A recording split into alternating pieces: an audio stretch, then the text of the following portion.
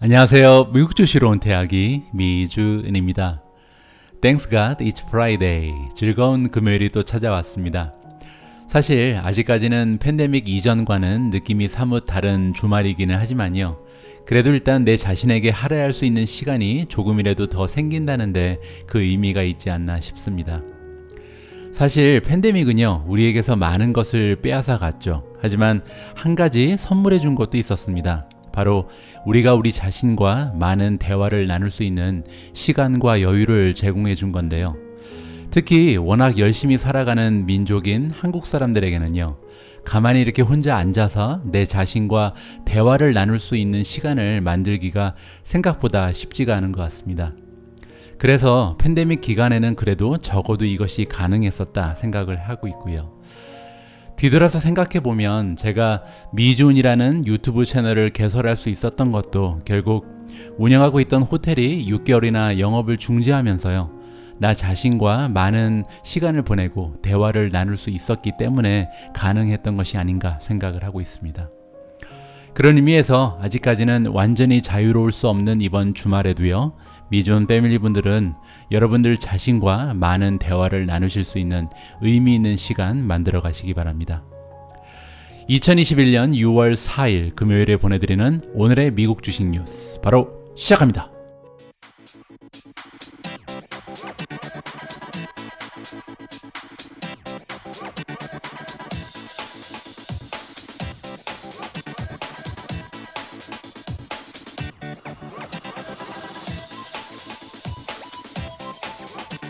오늘 첫 번째 뉴스는요, 바이든 대통령에 관한 기사인데 우리가 기다리고 있었던 굉장히 좋은 뉴스가 이번에 떴습니다. 지금 미국 주식에 투자하고 있는 모든 분들이 걱정하시는 부분이 두 가지가 있었습니다. 두 가지의 대형 악재를 우리가 앞두고 있다, 이렇게 생각을 할 수 있었는데요. 첫 번째가 법인세 인상이었습니다. 기존에 21%에 머물러 있는 법인세가 이제 조 바이든 대통령이 대통령이 되면서 28%까지 올라가지 않을까 우리가 항상 걱정을 하고 있었고요. 두 번째가 이제 연준의 금리 인상이죠. 먼저 테이퍼링부터 시작을 하겠죠. 그리고 나서 결국에는 금리 인상까지 이어질 가능성이 굉장히 높다. 과연 언제쯤 연준이 금리 인상을 결정하게 될지, 이렇게 두 가지의 대형 악재를 앞두고 우리가 투자를 진행하고 있었기 때문에 항상 살얼음판을 이렇게 걷는 기분이었죠. 그런데 오늘 이 기사를 보시면요, 그 두 가지 대형 악재 중에서 하나가 조금은 해소가 되었다, 이렇게 제가 설명을 드리고 싶습니다. Biden proposes 15% corporate minimum tax to win Republican backing of infrastructure plan. 바이든 대통령이 제안을 했다. 15%의 법인세 최소 세금안을 제안을 했는데요. 이렇게 제안한 이유는 뭐냐면 공화당원의 그 백킹 지원을 받기 위해서다. 뭐를 통과시키고 싶어 하냐면요, 인프라스트럭처의 그 지원책 있잖아요. 이거를 통과시키기 위해서 좀 양보를 한 것으로 보입니다. 조금만 더 자세히 살펴보죠. 자, 바이든 대통령이 이번에 스크랩이라는 것은 완전히 없애버린 거죠. 그가 원래 추진하고 있었던 법인세 인상안을 취소해버렸다, 없애버렸다, 이렇게 생각을 하시면 될 것 같습니다. 메이저 컨세션, 그러니까 양보를, 굉장히 커다란 양보를 한 거라 그러는 거죠. 민주당 출신의 대통령이 이번에 엄청나게 큰 양보를 했다. 이렇게 양보를 한 이유는 뭐냐면 그가 추진하고 있는 인프라스트럭처 딜, 즉 지원책 있잖아요. 그 인프라 지원책을 빨리 통과시키기 위해서 양보를 한 것으로 보인다. 자, 바이든 대통령은 원래는 굉장히 커다란 계획을 갖고 있었죠. 21%에 머물고 있는 법인세를 28%까지 올리고 싶어 했습니다. 그런데 이번에 그러한 계획을 드랍했다, 떨어뜨렸다. 그러니까 포기한 거죠. 자, 그러면서 대신에 어떠한 제안을 했냐면요, 28%까지 올리지 않아도 되니까 지금 21%를 유지해도 좋으니 최소의 그 텍스를 만들자. 15%는 무조건 내도록. 그렇게 하는 이유는 지금 이제 법을 피해서 법인세를 내지 않고 있는 기업들이 적어도 15%의 세금은 낼 수 있게끔 최소 세금제를 만들자, 이렇게 제안을 바꿨다고 합니다. 제 생각에도 굉장히 그 일리가 있는 그런 제안인 것 같습니다. 자, 대신에 공화당은 그 동의를 해야 될 것이다. 1조 원의 그 지원책을 통과시켜 줘야 될 것이다. 인프라를 위해서 쓰는 돈이죠. 원래 조 바이든 대통령은 1.7조 달러 정도의 그 지원책을 원하고 있었죠. 그런데 지금 좀 많이 줄어들었습니다. 그래서 최소 적어도 1조 달러 정도의 인프라 자금을 확보하고 싶어 하는 것 같습니다. 그래서 이번에 자 1조 달러 쓰게끔 승인해 주고 대신 법인세는 28%까지 올리지 않고 최소 15% 매기는 것으로 타협을 하자 이렇게 제안을 한 것 같습니다. 주식 투자에 지금 몰두하고 있는 우리 입장에서는요 굉장히 좋은 소식이죠. 이제 두 가지 대형 악재 중에서 법인세 인상은 어느 정도 좀 물 건너간 것 같고요. 이제 하나만 우리가 기다리고 있는데 연준의 금리 인상이죠. 금리 인상할 때만 조금 우리가 어려운 시기를 견디고 나면 계속해서 또 좋은 투자의 리턴을 바라볼 수 있지 않을까 이렇게 기대를 해봅니다. 자, 다음 기사는요 아마존에 관한 기사를 준비했습니다. 아마존 IBM Highlight Credit Suisse Top of the Crop Picks. 아마존과 IBM이 크레딧 스위스가 고르고 있는 가장 좋은 주식 중에서도 최고의 주식에 선정됐다. 이러한 기사의 제목입니다. 자세한 내용 살펴보시죠. 크레딧 스위스가 2021년에 가장 좋게 보는 주식이 다 해서 40개가 있다고 합니다. 이 40개의 주식 중에서도 6개의 이름, 6개의 종목을 특별히 좋아한다라고 지금 얘기를 해주고 있는데요. 크레딧 스위스의 프로덕트 매니저 앤드류 세인트 피에르가 뭐라고 얘기해주고 있냐면요. 이 6개의 주식은 우리가 하이스트 컨벅션을 가지고 있다. 하이스트 컨빅션이라는 것은 가장 확신이 많다는 겁니다. 그래서 이 6개의 주식에 대한 확신이 가장 크고요. 거기에 리스트 디맨딩 마켓 익스펙테이션이니까 시장의 기대는 생각보다 굉장히 작은 주식들 그렇게 정리를 해주고 있습니다. 요 6가지의 기업을 한번 살펴보고 넘어가죠. 자, 아마존이 들어가고요. IBM 그리고 FTV가 들어가 있습니다. FTV는요 자동차 부품을 만드는 회사인데요. 우리가 생각하는 전통적인 자동차 부품이 아니고요. 자율주행이라든지 아니면은 전기차 부품에 집중하는 굉장히 혁신적인 기업이라고 생각하시면 될 것 같습니다. 다음은 에드워즈 라이프 사이언스 역시 이름에서 보실 수 있는 것처럼 메디컬 테크 기업이고요. 애드밴스 오토 파츠는 그 자동차 부품 기업이겠죠. 마지막으로 데본 에너지. 데본 에너지 같은 경우는 오일 기업이잖아요. 따라서 이제 팬데믹이 끝나고 오일 수요 그리고 이제 기름 가격이 올라가면서 예전 수준을 회복할 것이다. 이렇게 기대를 하면서 데본 에너지를 뽑아준 것 같습니다. 자, 이렇게 6가지 종목을 크레딧 스위스가 굉장히 좋게 본다. 완전히 사랑하는 종목이다. 이렇게 정리를 하시면 될 것 같습니다. 자, 다음 기사는요 버진 갤럭틱에 관한 기사를 준비해 봤습니다. 어제 전반적으로 성장주들의 주가 흐름이 좋지가 않았어요. 그런데 버진 갤럭틱은 그나마 선전을 했거든요. 장중에는 한 플러스 4% 5%까지 올라갔다가 결국은 막판에 마이너스 0.39%로 마무리를 했습니다. 자, 그러면 어떤 소식이 있었길래 버진 갤럭틱의 주가 흐름이 다른 성장주에 비해서 더 좋았는지 이유를 한번 살펴보고 넘어가도록 하겠습니다. 버진 갤럭틱 rallies again off scientific research contract.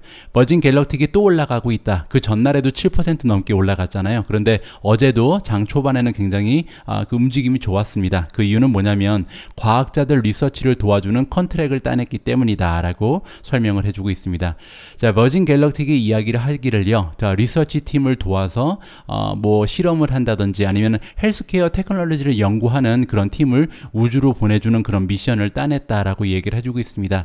이번에 같이 일하게 된 기관의 이름은요, International Institute for Astronautical Science입니다. 아스트로노티컬이라는 것은 뭐 우주 비행 이런 거죠. 그래서 우주 비행 공학 기구라고 보시면 될 것 같습니다. 국제 우주 비행 공학 기구의 헬스 테크놀로지를 도와주는 그런 임무를 함께 수행하게 되었다라고 얘기해주고 있죠. 자, 밑에 보시면요, 버진 갤럭틱의 큰 미션 중에 하나는 과학자들 그리고 연구원들을 우주에 관한 리서치가 안정적이고 또 빈번하게 행해질 수 있도록 도와주는 그런 역할을 할 것이다라고 버진 갤럭틱에서 밝혀주고 있습니다. 이렇게 굉장히 좋은 소식이죠. 왜냐하면 버진 갤럭틱은 원래 투어리즘, 관광 쪽에 이렇게 주요 사업이 있는데 이렇게 과학자들, 연구진들을 도와주는 역할까지 한다면 아무래도 매출적인 부분에서도 조금 도움이 되겠죠. 자, 버진 갤럭틱에 대해서 한번 살펴봤고요. 자, 이번에는요 테슬라에 관한 이야기를 좀 나누어 볼까 합니다. 최근 들어서 테슬라의 주가 흐름이 굉장히 좋지가 않죠. 어제도 무려 5.3%나 주가가 급락을 했습니다. 그러면서 지금 주가를 살펴보시면 600 밑으로 한참 떨어져서요 572달러까지 지금 하락한 상황인데요. 최근에 있었던 일을 좀 정리를 해보고요. 테슬라의 그 전망에 대해서 저의 개인적인 의견도 여러분들과 공유를 해보는 그런 순서를 준비해 봤습니다. Tesla spins lower after report on large drop in China May sales. 테슬라가 지금 떨어지고 있다. 리포트가 나온 이후에 떨어졌다는 얘기죠. 이 리포트는 굉장히 현저한 드랍, 그 하락을 보여줬는데 중국 쪽에서 그 판매 대수가 많이 떨어졌다. 이러한 제목을 보여주고 있습니다. 자세한 내용 한번 살펴보시죠. Sources indicate. 그러니까 하나 우리가 생각해 봐야 되는 부분은요. 이 오늘 지금 읽어보는 기사의 내용은 테슬라 쪽에서 공식적으로 발표한 내용이 아니고요. 누군지 모르는 그 소urce에서 얘기를 한 거니까 일종의 루머라고 보시면 될 것 같습니다. 물론 이제 정확한 내용이긴 하겠죠. 이렇게 기사가 나오는 걸 보면. 어쨌든 이 그 이름 모를 소스에 의하면 테슬라의 그 5월달 오더 수가 9,800대밖에 되지 않는다. 굉장히 낮은 거죠. 물론 이제 중국에서 판매된 양만 지금 계산을 하는 건데요. 4월 달에는 중국에서 18,000대를 팔았습니다. 따라서 반토막이 난 거죠. 지금 4월 달에 비해서. 그리고 이렇게 많이 떨어진 것을 다른 중국 기업과 비교를 좀 해보면 더욱 안 좋아 보이는 것 같습니다. 왜냐면 니오, 엑스팽, 리오토는 이렇게 나쁘지 않았거든요. 제가 좀 살펴봤는데요. 니오 같은 경우는 4월 달에 7,100대를 팔았는데 5월 달에는 6,700대로 한 400대 정도가 떨어졌습니다. 그러니까 한 5.5% 정도 하락한 거죠. 엑스팽은 굉장히 좋았습니다. 4월 달에 5,200대, 근데 5월 달에는요 5,700대를 팔아서 10%가 오히려 상승을 했어요. 리오토 같은 경우는 4월 달에 5,540대, 5월 달에 4,320대니까 한 22% 정도가 하락한 거죠. 따라서 리오토도 좋진 않았지만 지금 테슬라처럼 50% 가까이 떨어지는 모습은 아니었거든요. 따라서 중국 내에 있는 중국차 기업들을 봤을 때 테슬라 혼자 이렇게 떨어지는 모습을 보였다. 이렇게 우리가 정리를 해볼 수가 있습니다. 자, 그리고 굉장히 부정적인 프레스, 그 미디어에서 굉장히 부정적인 내용을 보도를 해주고 있다는 거죠.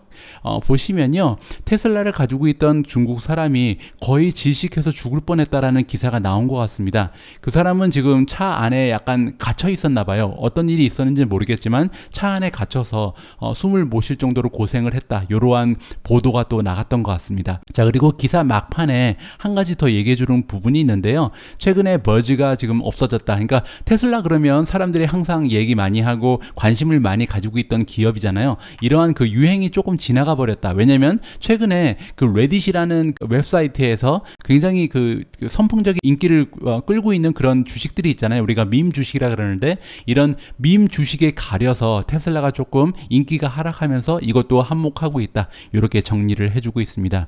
자, 이번 기사 말고요. 제가 한 가지 기사를 더 발견을 했는데요. 이 기사에 따르면 조금 심각한 내용이 나옵니다.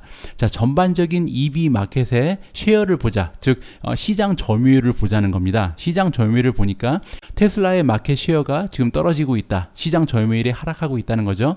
3월 달에는요. 전체 글로벌 시장 전기차 그 마켓에서 29%라는 굉장히 좋은 시장 점유율을 가지고 있었는데 4월 달에는 이게 11%까지 떨어졌다는 겁니다. 지금 5월 달은 더 나쁘잖아요. 근데 4월 달에도 11%밖에 되지 않았다. 따라서 29%나 됐던 시장 점유율이 단 한 달 만에 11%까지 떨어졌다는 건 굉장히 좀 암울한 이야기죠. 또 이러한 영향이 또 이번에 주가 하락에 좀 한몫하고 있지 않나 이렇게 우리가 생각을 해볼 수가 있습니다. 물론 이제 그 전기차 시장의 마켓 쉐어라는 것은 굉장히 변동성이 크다고 합니다. 왜냐하면 그 기업에 따라서 생산을 많이 할 수 있는 달이 있고 그 다음에 또 론칭하는 프로덕트가 새로 생길 수도 있고요. 그 다음에 여러 가지 그 요인들이 있기 때문에 또 최근에는 반도체 문제도 좀 있었잖아요. 그래서 여러 가지 복합적인 이유 때문에 생산량과 판매량은 좀 올라갔다 내려갔다 할 수는 있는데 그래도 29%나 됐던 시장 점유율이 11%까지 떨어진 것은 굉장히 좀 심각한 일이다. 이렇게 이 기사에서 언급을 해주고 있죠. 여기가 다가 아닙니다. 또 하나의 안 좋은 기사가 어제 또 떴는데요. 테슬라가 또 리콜을 했습니다. 734대의 자동차를 리콜을 했는데 이번에는 중국 지역에 판매한 그 자동차를 리콜을 했고요. 그 이유는 뭐냐면 시트벨트의 문제 그리고 타이어에도 문제가 있었다고 합니다. 이 두 가지의 문제를 가지고 모델 3였고요. 이번에는 모델 3 2019년에 만들어졌던 모델 3 734대를 리콜을 할 수밖에 없었다.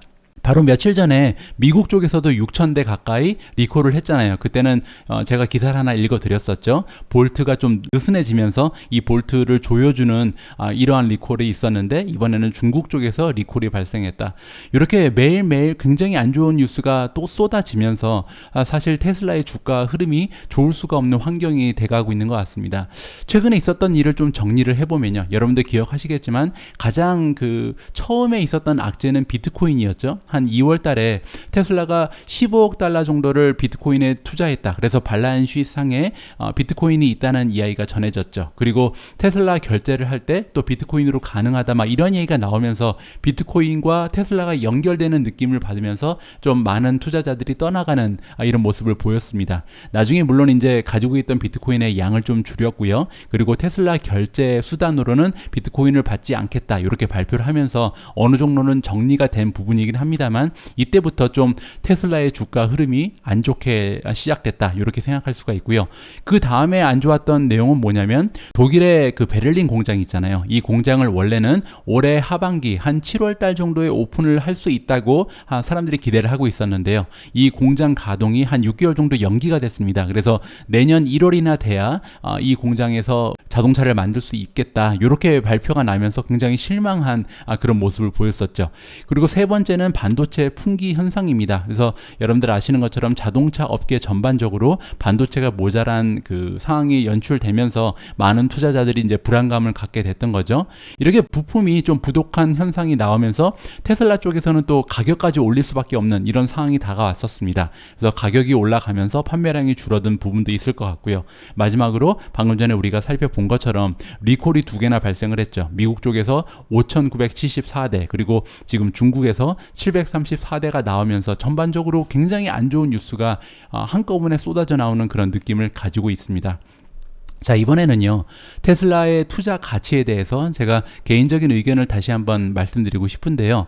제 개인적인 생각으로는 달라진 것은 아무것도 없다라고 생각을 합니다. 왜냐면 지금 가장 심각한 부분이 사실 요 시장 점유율 부분이잖아요. 3월 달에는 29%까지 올라갔던 시장 점유율이 지금 11%까지 떨어졌다. 이 시장 점유율은요, 제 생각에는 아무런 의미가 없습니다. 왜냐면 테슬라라는 브랜드는요, 지금 만드는 차마다 다 판매가 되고 있잖아요. 재고가 없는 그런 기업입니다. 따라서 몇 대가 팔린 것은 별로 의미가 없지 않나, 저는 그렇게 생각을 합니다. 제 생각에는요, 어차피 20% 넘어가는 시장 점유율은 유지하기가 어려웠습니다. 지금 이제 시장이 작았을 때는 뭐 29% 정도 되는 시장 점유율이 가능했을지 모르겠지만, 이제 많은 전통적인 자동차 기업들이 전기차를 생산하기 시작했잖아요. 따라서 시장 점유율을 20%까지 올리는 것이 중요한 게 아니고요, 지금 만들어내는 차마다 계속 판매가 되고 있는데 이러한 추세를 계속해서 지켜나갈 수 있는가, 유지할 수 있는가, 이게 더 중요한 것 같아요. 그리고 오늘 중국 시장에 대해서 우리가 살펴봤잖아요. 중국 시장에서 판매량이 줄은 것은 아무래도 중국 정부라든지 분위기를 조성을 그렇게 하는 것 같아요. 자국의 전기차를 많이 판매하기 위해서 니오라든지 엑스펜 같은 기업들을 밀어주는 것 같은데요. 그래도 테슬라 입장에서는 살아날 수 있는 방법이 있습니다. 중국은 원래 공장들을 많이 만들잖아요. 애플이 공장을 만들었던 것처럼. 따라서 수출용 자동차를 만드는 어떤 기지로 활용을 하면 되는 것 같습니다. 따라서 중국에서 생산을 하되 이 생산된 자동차를 유럽이라든지 아니면은 일본이라든지 한국 쪽으로 수출을 하는 수출 기지로 중국에 있는 공장을 이용을 하면 되지 않을까, 그렇게 생각을 하고 있습니다. 중요한 것은요, 나중에 베를린 공장이 오픈을 하고요, 또 텍사스 공장도 오픈을 했을 때 생산량이 갑자기 많이 늘어날 거 아니에요. 이렇게 2개 공장이 완전히 오픈됐을 때 생산되는 모든 자동차가 지금처럼 다 팔려 나갈 수 있을지, 이 부분이 사실 테슬라에 투자하고 있는 사람 입장에서는 가장 중요한 하나의 체크거리가 아닌가, 이 부분을 우리가 기다렸다가 꼭 체크를 해봐야 된다, 그렇게 생각을 하고 있습니다. 자, 다음 기사는요, 레딧에 관한 기사입니다. 즉 밈 주식에 관한 건데, 제가 투자하고 있는 기업들 중에 하나의 이름이 이번에 밈 주식이 될 가능성이 있다고 해서 함께 읽어보도록 하겠습니다. These are the next Reddit stocks to watch, according to Bank of America. Bank of America가요, 이러한 주식들이 밈 스톡이 될 가능성이 있다라고 리스트를 만들어준 것 같습니다. 조금 살펴보시죠.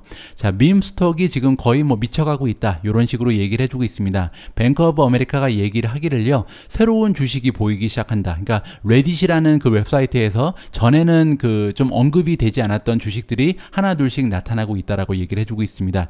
그래서 이 밈 주식을 한번 정의를 해보면요, 레딧이라는 그 젊은 사람들이 이용하는 웹사이트 안에 포럼이 있죠. 주식에 대해서 토론을 하는 방이 있는데 이거를 월스트리트 벳이라 그럽니다. 이 월스트리트 벳에서 사람들이 이제 언급을 하면서 우리 이 주식을 많이 사서 올리자, 공매도가 굉장히 불합리하게 많이 들어가 있다, 이 공매도꾼들을 혼내주자, 뭐 이러한 토론이 이루어지는 거거든요. 그러면서 대표적인 예가 뭐 게임스톱이라든지 아니면 AMC 엔터테인먼트 같은 주식을 사람들이 몰려가서 이제 주식을 올려놨잖아요.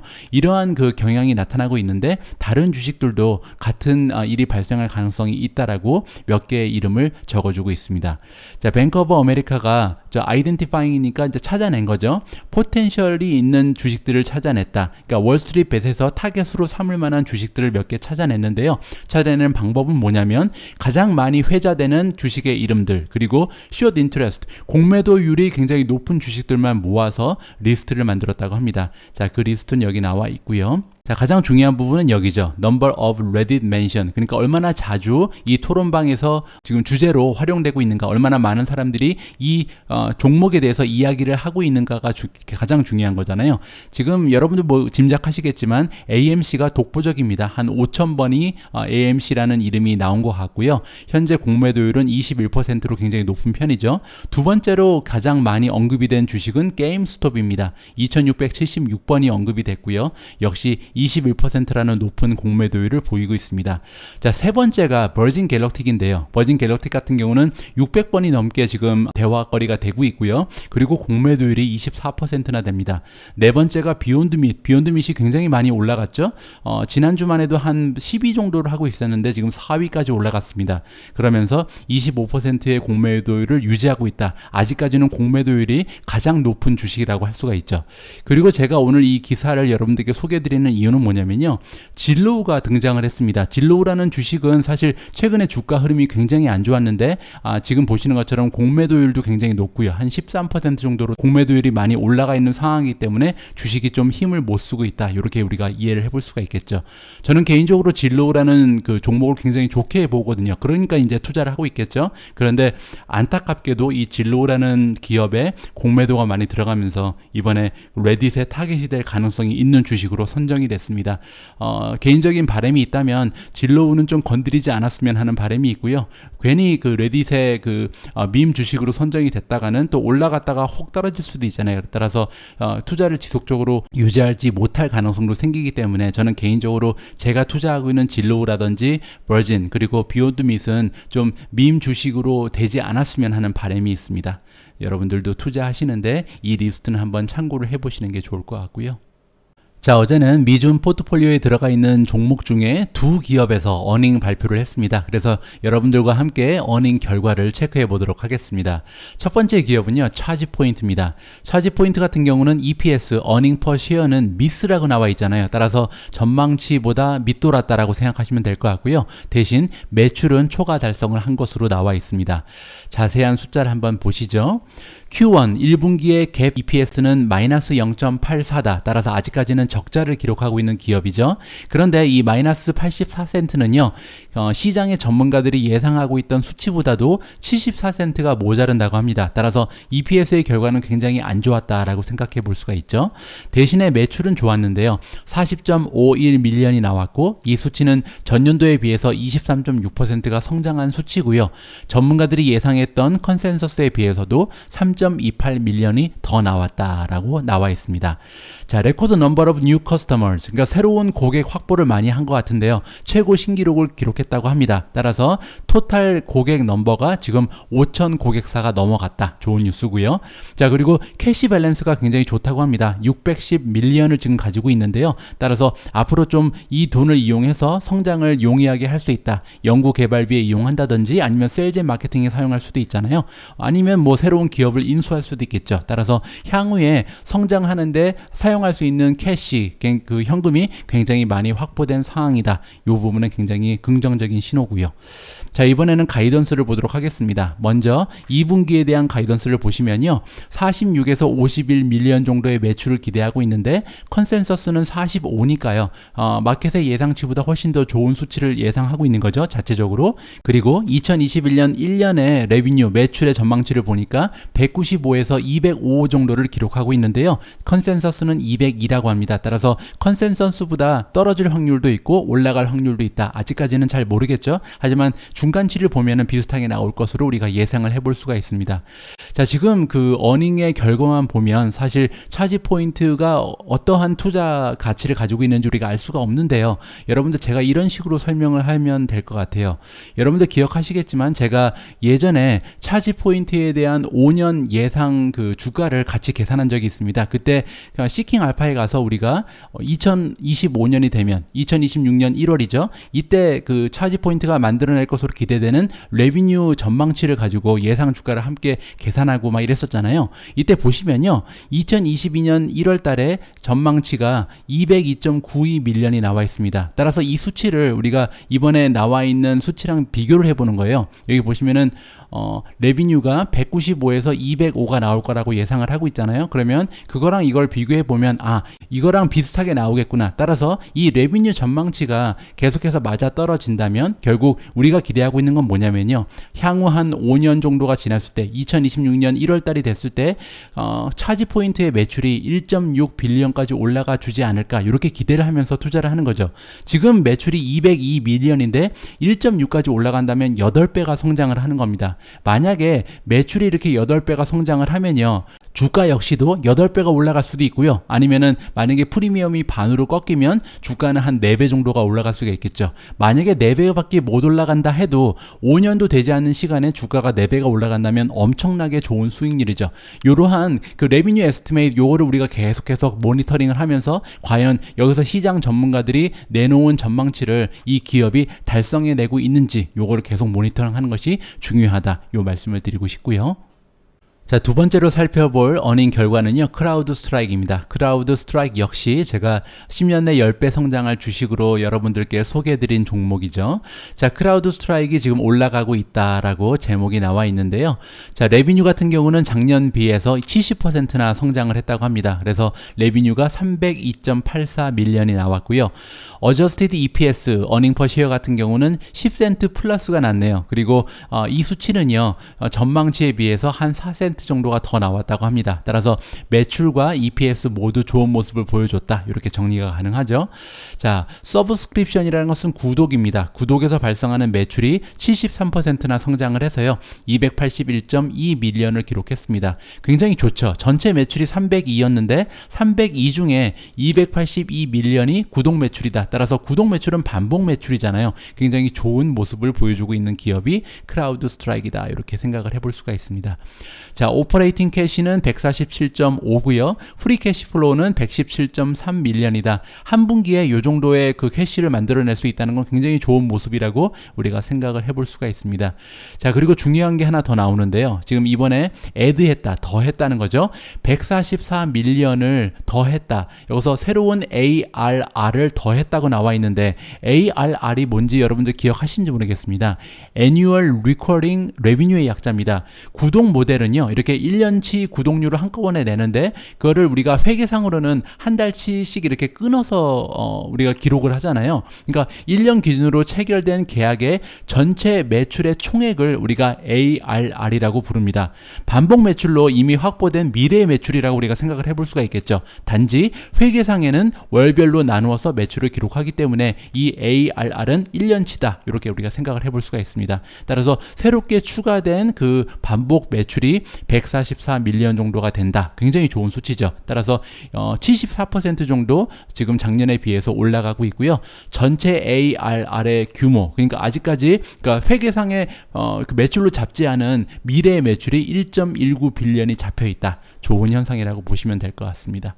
자, 고객들은 굉장히 다양한 사이즈, 그러니까 대기업도 있고 작은 기업들도 있다는 거죠. 그래서 계속해서 고객의 수가 늘어나고 있는데 이번에 또 레코드를 기록했다. 신기록을 기록한 거죠. 1524개의 새로운 고객사를 이번에 추가를 했다고 합니다. 여기 굉장히 중요한 내용이 하나 나와 있는데요. Half of the total subscription, 그러니까 지금 구독 모델을 선택한 고객사 중에서요. 반 이상이 5개 이상의 모듈을 지금 이용하고 있다고 합니다.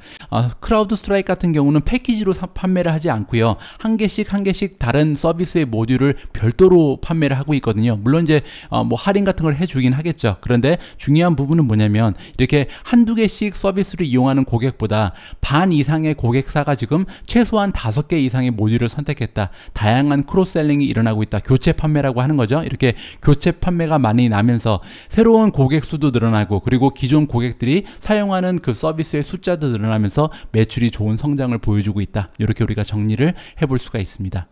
자, 크라우드 스트라이크에 관한 이야기가 나온 김에요. 사이버 보안 업체에 대한 기사가 하나 더 있어서 함께 살펴보도록 하겠습니다.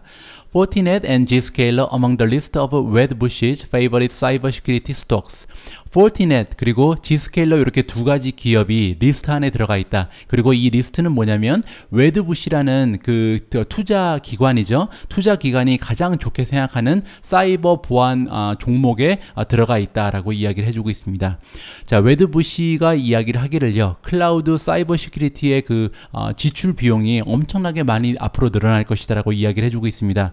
댄 이브라는 애널리스트에 따르면 지금 현재는 클라우드에 들어가 있는 자료와 정보가 한 40%밖에 되지 않는다고 합니다. 따라서 기업들이 가지고 있는 정보와 자료 중에서 한 60% 정도는 그 기업 내 위치에 있는 그 서버에 들어가 있다는 거죠. 거기에 저장이 되어 있는데 이 수치가 나중에 2025년이 되면 70%까지 클라우드로 다 이전이 될 것이다 라고 얘기해 주고 있습니다. 그렇게 되면요. 클라우드 쪽에 들어가는 자료와 정보가 많아지면 많아질수록 클라우드의 사이버 시큐리티의 중요성이 굉장히 올라가겠죠. 그러면서 한 200빌리언 달러 정도의 성장 기회가 클라우드 시큐리티에 지금 놓여지게 된다. 따라서 이쪽에 투자를 하면 많은 수익을 얻을 수 있을 것이다 라고 얘기를 해주고 있는 겁니다.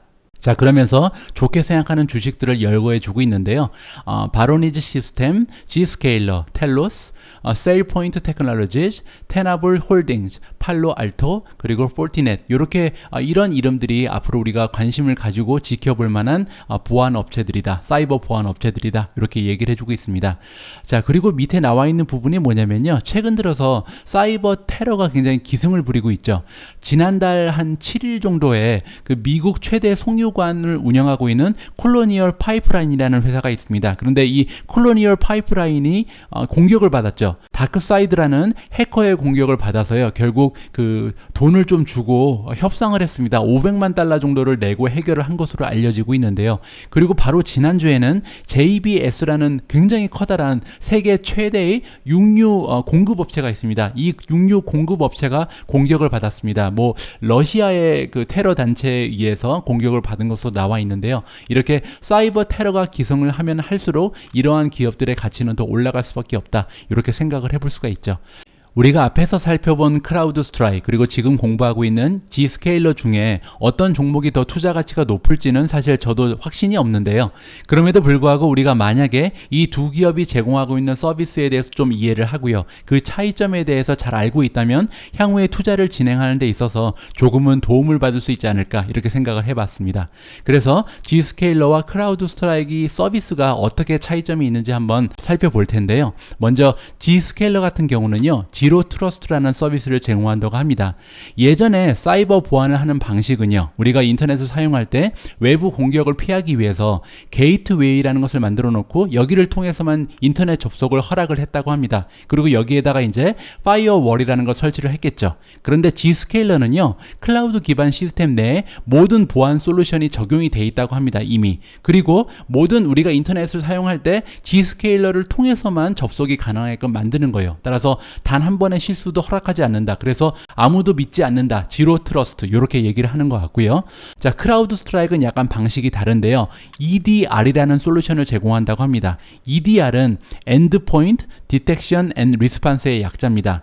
여기서 얘기하는 엔드포인트라는 것은 우리가 사용하는 노트북이라든지 컴퓨터, 서버 아니면 뭐 모바일폰 이런 거를 이제 엔드포인트라 그러거든요. 사용자가 직접 이용하고 있는 기기. 그런데 여기까지 찾아가서 보완을 해준다는 거예요. 그러니까 완전히 처음부터 차단을 한다는 거죠. 그래서 처음부터 우리가 사용하고 있는 노트북이라든지 컴퓨터에 찾아가서 여기부터 정보를 수집해서요. 만약에 악성 코드가 발견이 되면 완전히 거기서부터 차단을 시켜서 그 회사의 서버까지는 아예 도착하지도 못하게끔 미리 차단을 해주는 그런 서비스를 제공하는 것이 크라우드 스트라이크이다. 이렇게 이해하시면 될 것 같습니다.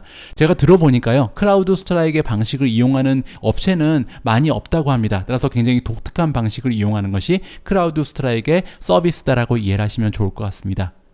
오늘 제가 준비한 내용은 여기까지입니다. 오늘 오미준님과 함께 준비한 뉴스 클립은요. 줌의 CFO 인터뷰를 준비해 봤습니다.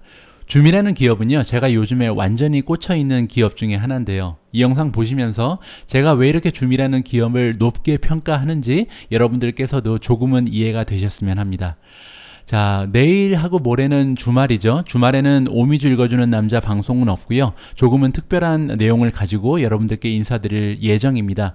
만약에 토요일날 저녁에 방송이 되지 않으면 일요일날 아침까지 조금 연기가 되는구나 이렇게 생각하셔도 좋을 것 같습니다. 최선을 다해서 좋은 컨텐츠로 주말에도 한 번은 인사드릴 수 있도록 하겠습니다.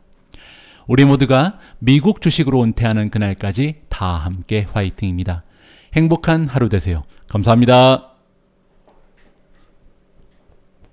A strong quarter for the quintessential pandemic company Zoom. It beat Q1 forecasts on both the top and bottom lines, and revenues soared 191%. Zoom has yet to miss analyst estimates since going public, though this was its smallest ever revenue beat. Joining us right now on CNBC first is Zoom's CFO, Kelly Steckelberg.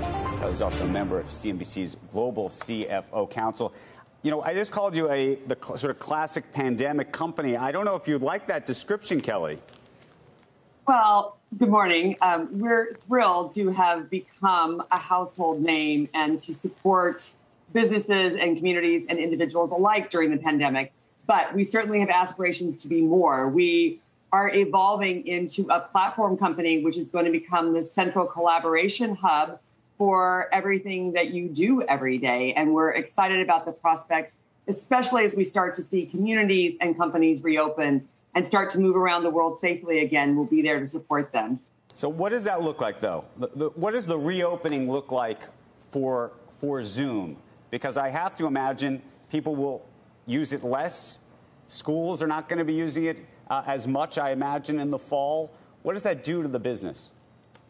Well, I think the thing that we all know is that we're never going back to a world the way that it was before, right? Companies are thinking about hybrid and flexibility. And what that means is Zoom is the way to accomplish that. So, of course, there's Zoom meetings, but there's also Zoom rooms. So think about as you go back into an office in the future, I think every conference room in the future will be video enabled. And we have Zoom rooms, which is our conferencing solution for that. We have Smart Gallery, which is a great way to continue this democratization of communication that's happened over the last 15 months, where everybody's square on the screen is the same size. And Smart Gallery accomplished that through cameras placed around the room. There's also Zoom Phone, which is our cloud PBX solution, which had an amazing quarter in Q1, which enables you to take your phone number with you on your mobile device, on your laptop, wherever you are. So that's how we're going to continue to evolve to be the communications hub and platform going forward. In terms of product innovation, are there things that you want to do that you think that you're going to need to do in a post-pandemic world? Yeah, so we're really excited. Last week, we announced Zoom Events, which is our corporate events platform, which we've seen how virtual events have become a mainstay during the last 15 months as well. And then also later this summer, we're going to have the general availability release of Zoom Apps. And Zoom Apps are the apps that create these immersive experiences within the meetings.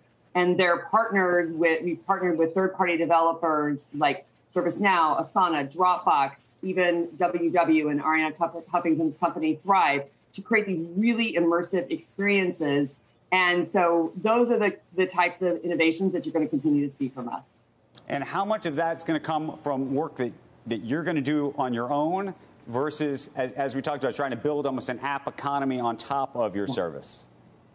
So it's a combination of both. We are continuing to invest in R&D as we really believe, obviously, the innovation needs to come from within the company, but also there's an amazing experience to start to leverage all the innovation of developers and app developers out there as well. And through our APIs, we also have a meeting and a video SDK, which allows developers to embed our video or meetings products into their applications. So it's going to be a combination of both as we move forward. You have about $4 billion in cash right now. Are you thinking about acquisitions? We certainly are thinking about acquisitions. We have a very active corp dev team that keeps looking every day for opportunities for investment as well as acquisition. We are in the process of bringing together a few deals, so more to come on those later this year.